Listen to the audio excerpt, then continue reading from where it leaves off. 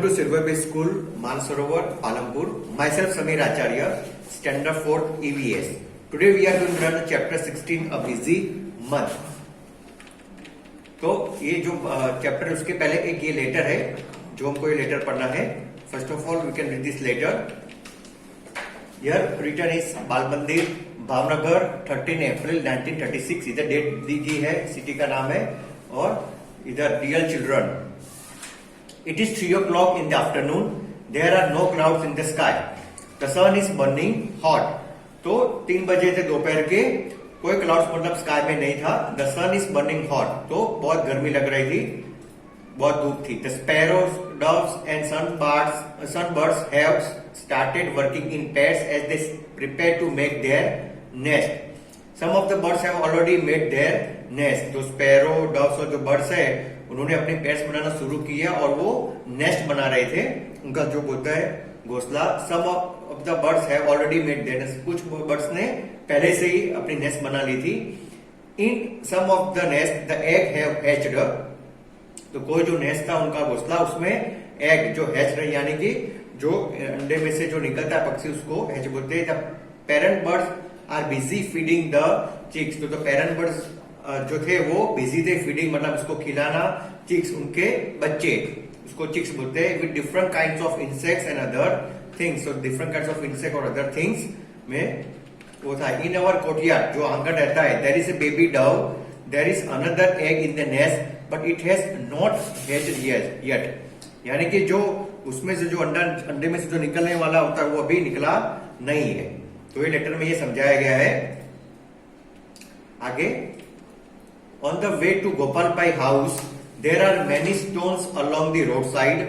In the space between these stones, an Indian robin has laid its eggs. तो गोपाल भाई के जो वे मतलब उनके जो रास्ते में वे पड़ता है, there are many stones, बहुत सारे पत्थर है उनके रोड साइड पे. The space between the stones and Indian robin has laid its eggs. जो इंडियन रॉबिन है उसने अपना एग्स लेड वहां पे किया है. बच्चू भाई showed it to me. तो बच्चू भाई ने शो किया, मुझे दिखाया. I looked at through the binoculars. Binoculars यानी कि जो दूरबीन होता है जो जिससे हम देखते हैं, जो दूर की चीजें होती है वो हमको पास में दिखती है, उसको बाइनोक्यूलर्स बोलते हैं. I have saw that the nest was made of grass. तो ग्रास से बना हुआ था nest. On top there were soft twigs, roots, wool, hair and cotton wool. ये सब सारी चीजें जो नरम नरम होती है उससे बना हुआ है. This is how the robin makes its nest. What a soft and cozy home for its chicks. Soft and cozy यानी कि एकदम नरम चिक्स जो बच्चे के लिए उन्होंने बनवाया है ये nest. The robin is not like the crow. A crow nest is made of all kinds of things, even pieces of wire and wood. तो जो क्रो की नेस्ट होती है वो अलग होती है रॉबिन से. Made of all kinds of things मतलब even pieces of wire and wood में wood की भी बनी होती है जो क्रो की नेस्ट होती है वो. I saw a baby bird in the robin nest. It was sitting with its beak wide open. The mouth was red from inside. जिसका जो माउथ था वो अंदर से लाल था. In a little while, the robin flew to the nest and put something in the chick's open beak. Maybe a few small insects. By then it was evening. The robin settled down with its chicks. मतलब वो settle हो गया अपने chicks यानी बच्चों के साथ वहां पे सेटल हो गया. You know that the koel sings sweetly. Koel sings sweetly मतलब स्वीट में वो होती. Do you know that this bird does not make its own nest. मतलब ये जो कोयल है उसका खुद का घोंसला नहीं बनाती, नेस्ट नहीं बनाती. It less it's eggs in a crow nest. तो इसका जो कलर है उसके कारण तो वो क्रो का जो नेस्ट होता है उसमें ही अपने एग देती है. The crow hatches them along with its own eggs. तो क्रोस का भी जो हैचिस होता है जब तक वो अंडे में से निकलना चाहे तब तक वो अपने एग रखती है वहां पे. There is a small tree nearby. It has nets hanging from its branch. तो दूसरा एक स्मॉल ट्री यानी छोटा सा ट्री है. It has nets hanging from its branch. जो ब्रांच से लटका हुआ हैंग किया हुआ है ब्रांच से. Birds are so wonderfully different. The crow built its nest high up in a tree. The dove makes its nest among the thorns of a cactus plant or mehndi hedge. तो जो Dove होता है उसका जो nest बना होता है वो कांटो होता है, कैक्टस प्लांट होते हैं जो कांटे का होता है प्लांट वो वहां पे बनाता है. The sparrow can be found in and around our own house. जो स्पैरो होता है वो अपना नेस्ट बनाता है इन और our own house. It makes its nest anywhere, on top of a cupboard, behind a mirror, on a ledge. तो उसका जो नेस्ट बना होता है वो कपबोर्ड के इर्द गिर्द बना, उसके टॉप पे बना होता है, बिहाइंड ए मिरर, ऑन ए लेज, वो वहां पे बना होता है. नेक्स्ट में है dove. Tailor bird. Dove also make their nest like this. Often they make nest in old or deserted building. मतलब जो अपना जो नेस्ट बनाता है ओल्ड और डेजर्टेड बिल्डिंग, मतलब जो पुराने बिल्डिंग होते हैं वहां पे ये बनाता है अपना नेस्ट. द बार्बेट और copper Smith bird can be heard in the summer with this took took call. तो जो बार्बेट बर्ड होता है, ठीक है ना, वो बच्चों मतलब उसका जो चोंच के नीचे उसका बालों का गुच्छा होता है, इसलिए उसको बार्बेट बोलते हैं, और या तो कॉपर स्मिथ बोलते हैं. इसका जो साउंड है वो आता है टुक टुक करके कॉल आती है उसकी. It makes its nest in a hole in a tree trunk, and the tailor bird uses its sharp beak to stitch together two leaves on a bush. It lay its eggs in the fold of leaf that it has made with its nest. The sunbird makes a nest that hangs from a branch of a tree or a bush. The same evening we saw a sunbird nest. Can you guess what its nest is made of? The nest has hair, grass, thin twigs, dry leaves, cotton wool, bits of tree bark, pieces of cloth, rags and even spider cowbacks. जो ये सब आपको picture में भी दिखाई दिया होता है, ये सब चीजों से वो सनबर्ड का जो नेस्ट वो बना होता है. When I looked through the binoculars, I could see a chick in the nest. It was sitting near the small opening in the nest. It was waiting for its mother to bring some food. What else can do? Just eat and sleep. तो ये आपने देखा होगा कि इसमें भी ये जो नेस्ट है, मतलब जो उसके बच्चे हैं वो नेस्ट में है, आपको पिक्चर में शो हो रहे हैं, वो उसको बोलते हैं weaver bird. What else can do? Just eat and sleep. तो खाना मतलब वो खा लेता है, जो खिलाना और फिर सो जाना. Do you know about the weaver bird? The male weaver bird makes beautifully woven nest. The female looks at all the nest and chooses the one that she looks the best and decide in which to lay her eggs. तो जो weaver bird होता है, जो male weaver bird makes, उसका जो nest होता है beautifully होता है. The female looks at all the nest and chooses the one that she like. तो चूज करती है जो अच्छा होता है, बेस्ट होता है. Decide to which to lay her. तो किस जो अच्छा नेस्ट होता है उसमें वो अपने जो एग्स होते हैं वहां पे रखती है. आगे, all birds are so busy these days. Making a nest and laying the eggs is only the first step. It is difficult task to raise the young ones in the nest, which has been made with so much effort. तो सारे bird होते हैं वो सारे busy होते हैं making the nest बनाने में. laying the eggs is only the first step. तो अंडे जो देते हैं वो लोग, उनका वो फर्स्ट स्टेप है. It is a difficult task to raise the young ones in the nest. तो बहुत डिफिकल्ट टास्क है, जो उनके बच्चे होते हैं वो नेस्ट में जो अंडे से फिर निकलते हैं. Which has been made with so much effort. बहुत मतलब वो एफर्ट लगाते हैं, बहुत मेहनत करते हैं. उसके बाद ये होता है. Birds have many enemies. Enemies यानी दुश्मन. बर्ड्स के भी बहुत दुश्मन होते हैं. Human beings and other animals too. जो ह्यूमन बींग्स यानी हम जो इंसान होते हैं और अदर एनिमल्स होते हैं वो भी होते हैं. Crows and squirrels, cats and rats are all of them wait for chance to steal the eggs. तो क्रोस होता है, स्क्वेरल, कैट्स और उनके जो दुश्मन होते हैं वो चांस ढूंढते हैं कि कब उनका एग वो ना हो और उनको वो डिस्ट्रॉय करे. Many times they even break the nest. तो कई बार उनका जो नेस्ट होता है वो ब्रेक भी कर देते हैं, नुकसान पहुंचाते हैं. To keep oneself safe from danger, to find food, make a nest, hatch the eggs and raise the chicks safely. All this are test for every bird. To keep oneself safe मतलब उनसे अगर बचाना है उस danger से, तो to find food, make a nest, hatch the eggs and raise the chicks safely. तो खाने के लिए उनको जाना पड़ता है, उसकी वजह से इनको चांस मिलता है कि जो उनके जो नेस्ट है उसको डिस्ट्रॉय करने के लिए. However, the birds still sing with the joy and spread their wings and fly freely.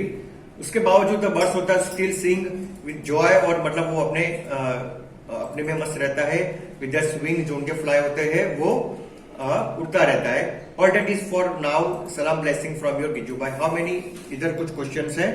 How many years ago did Giju Bhai write this letter. तो हमने जब स्टार्टिंग में लेटर देखा था उस पर डेट लिखी थी 1936.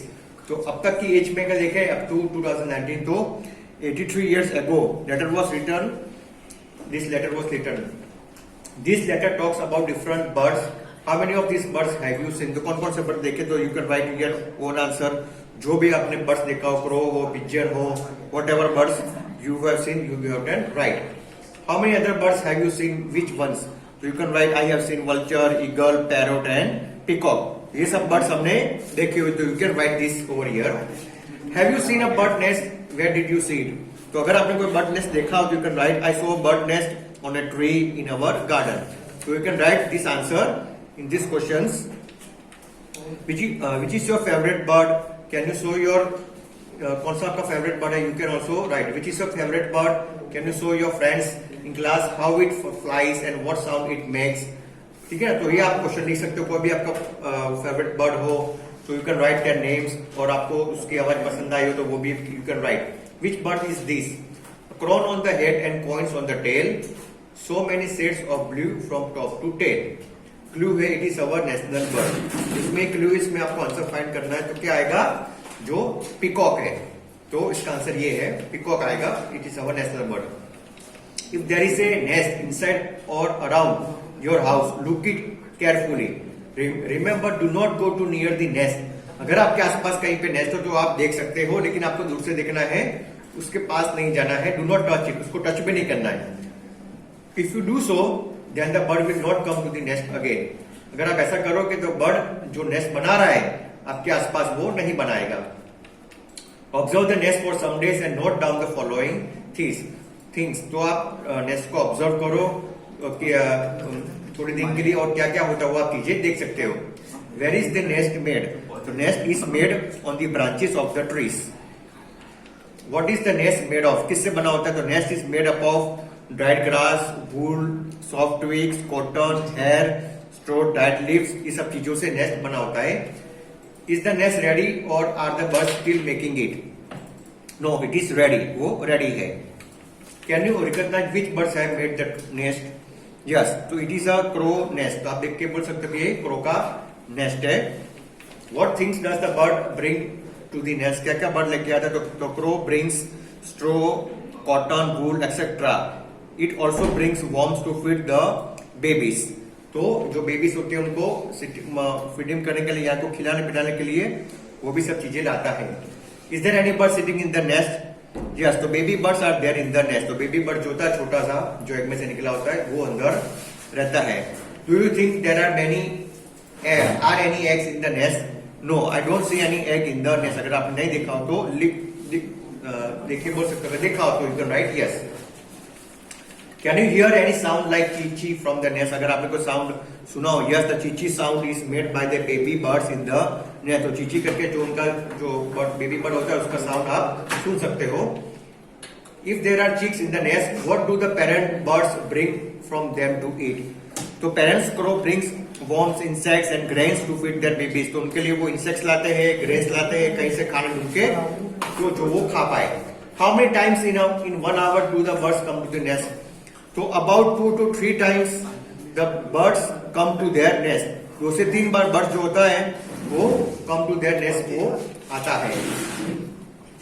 आगे है make a picture of the nest in your notebook. आप नेस्ट एक अपने नोटबुक में जो घोंसला वो बना सकते हो. You have seen how birds are many different things to make their nest. Use some of these things and make a nest. Make a small paper bird to put in your nest. तो आप चीजें अपने घर पे कर सकते हो. Birds use the nest only to lay their eggs. After the eggs have hatched, मतलब जो अंडे में से जब एग मतलब वो बर्ड निकल जाता है, and the chicks have grown, they leave the nest. Imagine how it would be if we also had to leave our homes as soon as we learn to walk and talk. After they leave the nest, a different kind of birds live at different places. Some on trees, some near in water, and some on land. तो कोई trees पे होता है, कोई near water में मतलब पानी के पास में, और लैंड के बाजू में मतलब उसके आसपास होता है. Other animals also live at different places on land, under the ground, in water and on trees. तो दूसरे एनिमल होते हैं वो भी अलग अलग जगह पे रहते हैं, लैंड पे यानी जमीन पे, ग्राउंड पे, पानी में या ट्रीज पे. अब ये जो पिक्चर है इसमें बर्ड्स पाउस, उनके जो हाथ के जो है different kind for different needs. तो उनके जो पाव के जो है ये पिक्चर, तो वो किस हेल्पफुल होता है उनको, ये है. तो टू स्विम इन वाटर, तो ये जो पिक्चर है उनको स्विम, अगर वो पानी में है तो उनको किस तरह स्विम करना है वो सिखाता है. ये जो पिक्चर है पाउस का, to hold the tree branches, तो इससे वो जो जैसे वो पेड़ों पे बैठते हो तो हमको लगता है किस तरह वो ब्रांच को होल्ड करते हैं। To catch the spray what it hunts, मतलब अगर वो कुछ कैच करना हो कुछ खाने के लिए, तो ये जो उसका निशान है वो अलग अलग डिफरेंट बर्ड्स के होते हैं, तो वो उसको उनको हेल्पफुल करता है। To walk on the land, मतलब जमीन पे चलना हो तो ये मतलब ये जो होता है पहुंच, तो उससे वो चल सकते हैं। टू क्लाइंब द ट्री, मतलब एक ट्री से दूसरे ट्री में, ठीक है, जंप लगाने के लिए ये जो पिक्चर में है उनके जो निशान वो पहुंच के वो इससे वो हेल्प से वो कर सकते हैं। Bird beaks according to the food, जो बर्ड्स के बिक्स है उनकी जो चोंच है, तो किस तरह वो चोंच में से खाना खाते हैं। तो ये जो बीक है वो टीयर एंड ईट मीट, तो ये टीयर करने के लिए और मीट खाने के लिए। To make holes in wood and tree trunks, तो एक होल बनाने के लिए वुड में और पेड़ों पे और ट्रंक्स में भी तो होल बना सकते हैं। To serve nectar from flowers, तो नेक्टर एंड जो फ्लावर में से जो रस होता है वो निकालने के लिए, मतलब उसको चूसने के लिए भी काम आता है। To find insects from mud and shallow water, तो इंसेक्ट्स को ढूंढना मड में से, मतलब जो कीचड़ होता है, ठीक है ना, वाटर ऐसा होता है बहुत डीप में, वो जाके ये इंसेक्ट्स को भी ढूंढ लेता है। To bring and crush seeds, तो टू ब्रेक मतलब ब्रेक करना, ठीक है ना, तोड़ना हो या क्रश सीड्स को, जो सीड्स होता है बीज जो होता है उसको क्रश करने के लिए। To cut and eat many kinds of food, तो जो फूड होता है उसको कट करने के लिए ये उनकी जो बीक है वो यूजफुल होती है। आगे है ये एनिमल के टीथ। अब टीथ जो होते हैं वो डिफरेंट होते हैं। You have seen that animals have different types of teeth. आपने टीथ देखोगे सबके डिफरेंट होते हैं। जैसे पिक्चर में फर्स्ट है ये काउस, तो cows have short front teeth for snipping grass, the teeth on the sides are large and flat for chewing the grass. तो आपने काउ के भी ट्रीज आपने उसके जो टीथ हो देखे होगे, ठीक है ना, वो काट पाता है, छोटी छोटी चीजें काट सकता है, जो ग्रास होता है उसको भी काट सकता है। और इस तरह अपने पिक्चर में देखा होगा कि वो चबाते चबाते ये खाता रहता है। उसके बाद है ये कैट का। Cats have sharp teeth for tearing and cutting meat, तो कैट्स के जो टीथ होते हैं शार्प होते हैं एकदम, for tearing and cutting meat, तो मीट भी खा सकते हैं वो और टियर कर सकते हैं, उसको फाड़ सकते हैं इसके लिए। और जो नेक्स्ट है वो पिक्चर है स्नेक्स, ठीक है ना, सांप का। Snakes have sharp curved teeth but they do not chew their prey, तो स्नेक्स जो होता है वो चीजें जो होता है अपने मुंह, जो उसके जो फ्रंट जो ये जो सांप टीथ होते हैं उसे पकड़ के सो सीधा निकल जाता है, वो चबाता नहीं है। Snakes always swallow their food whole, तो वो पूरा निकल जाता है जो अपना फूड होता है खाने का।